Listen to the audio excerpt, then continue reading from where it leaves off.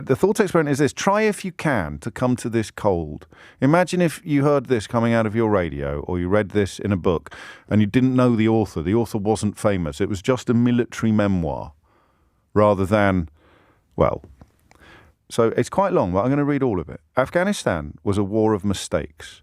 A war of enormous collateral damage, thousands of innocents killed and maimed, and that always haunted us. So my goal from the day I arrived was never to go to bed doubting that I'd done the right thing, that my targets had been correct, that I was firing on Taliban and only Taliban, no civilians nearby. I wanted to return to Britain with all my limbs, but more, I wanted to go home with my conscience intact, which meant being aware of what I was doing and why I was doing it at all times. Most soldiers can't tell you precisely how much death is on their ledger. In battle conditions, there's often a great deal of indiscriminate firing. But in the age of Apaches and laptops, everything I did in the course of 2 combat tours was recorded, time-stamped. I could always say precisely how many enemy combatants I'd killed, and I felt it vital never to shy away from that number. Among the many things I learned in the army, accountability was near the top of the list.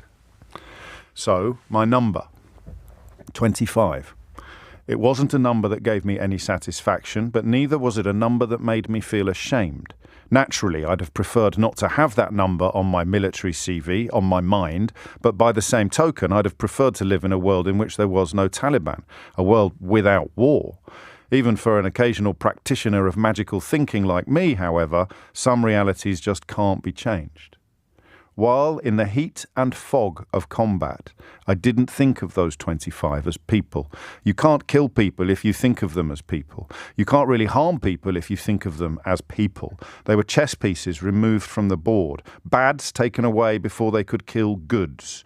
I'd been trained to other-eyes them, trained well. On some level, I recognized this learned detachment as problematic, but I also saw it as an unavoidable part of soldiering, another reality that couldn't be changed. Now, why bother sharing that with your readers when you can just tell them that he's painted targets on the back of his own children and then ring up the woman upon whom Edina in Absolutely Fabulous was based in order to get her to talk about the terrible PR damage that he's done? I'm not exaggerating the second bit. The Daily Mail's actually done that today. Why bother actually sharing the actual words that he actually wrote when you could instead turn it into yet another firework display or opportunity to attack him without having all the facts you need to have a fully formed opinion?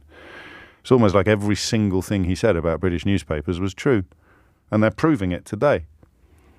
I just thought that was remarkable.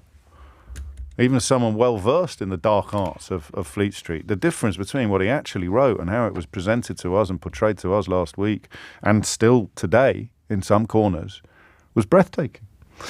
And that's unconscious bias, or conscious bias. We're going to write about him in a way completely different from how we'd write about any other military veteran. You get these real books, these real war memoirs, where people go into quite graphic and forensic detail about deaths they have visited upon enemies in war zones. But when Harry does it, oh no, it's disgusting, it's disgraceful, practically siding with the Taliban. It's just bizarre.